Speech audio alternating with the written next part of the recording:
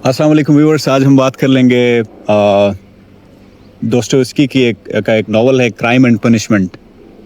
Crime and punishment को हम relate करेंगे हमारी अपनी पर्सनल लाइफ के साथ।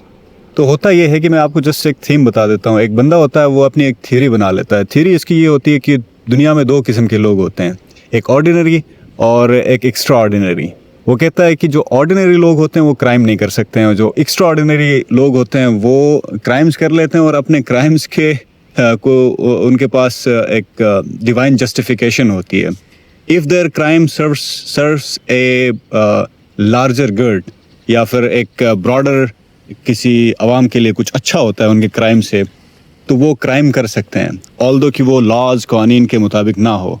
तो अगर वो उनका जो काम है वो एक ग्रेटर गुड सर्व करता है, तो वो कहते हैं कि एक्स्ट्रा ऑर्डिनरी लोगों के बारे में ना उसकी अपनी थ्योरी होती है, तो कहता है कि ये क्राइम नहीं है। तो इसी तरह वो अपनी एक थ्योरी बनाता है। There is an old woman, वो कुछ अपनी थ्योरी बना के वो उस अपने थ्योरी की क्राइटेरिया में ले आता है कि इस खातून को मारना ग्रेटर गुड है, तो वो जाके उसको कत्ल कर देता है। तो साथ ही एक वो भी होती है, उसके साथ उसकी एक सिस्टर भी होती है, हाफ सिस्टर, उसको भी कत्ल कर देता है। द पॉइंट ये होता है कि बाद में वो रिपेंट करता है। वो he meets A prostitute somewhere, और फिर वो उसको कहती है कि मैं आपको रिडम्पशन और आपको, मतलब उसकी जो प्रीवियस जो थियरी थी वो चेंज हो जाती है। एंड ही बिलीव्स दैट कि ऐसा नहीं है, जो एक्स्ट्रा ऑर्डिनरी लोग होते हैं वो भी क्राइम क्राइम जो है it is actually crime, objectivity के ऊपर आता है क्राइम की।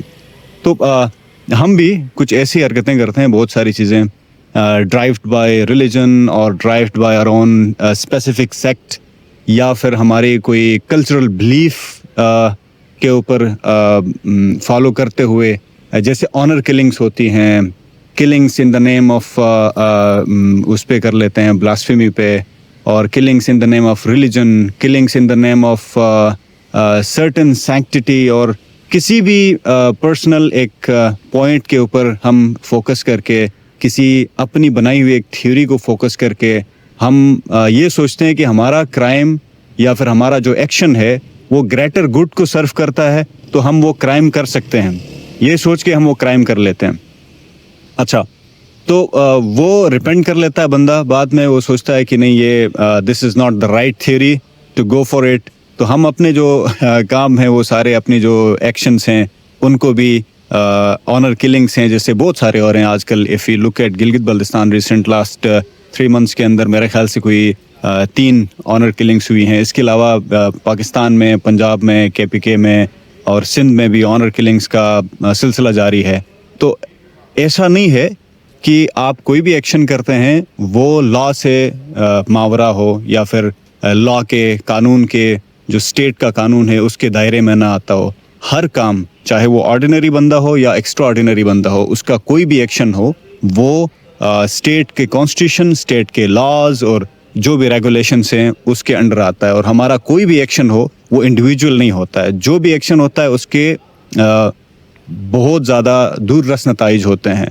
उसका, हम किसी सोसाइटी में इंडिविजुअल नहीं हैं। हम ऑनर किलिंग पे एक बंदे को मार देते हैं तो वो एक थ्योरी बन जाती है, वो एक प्रेसिडेंट सेट हो जाता है, और एक और बंदा भी उसी तरह की एक सिचुएशन क्रिएट करके उस पे खुद ही किसी को कत्ल कर देता है। तो वो रिलेशन, वो एक थ्योरी जो आपकी बनाई हुई है, वो फिर मल्टीप्लाई हो जाती है और सोसाइटी में फैलने लग जाती है। Thank you so much.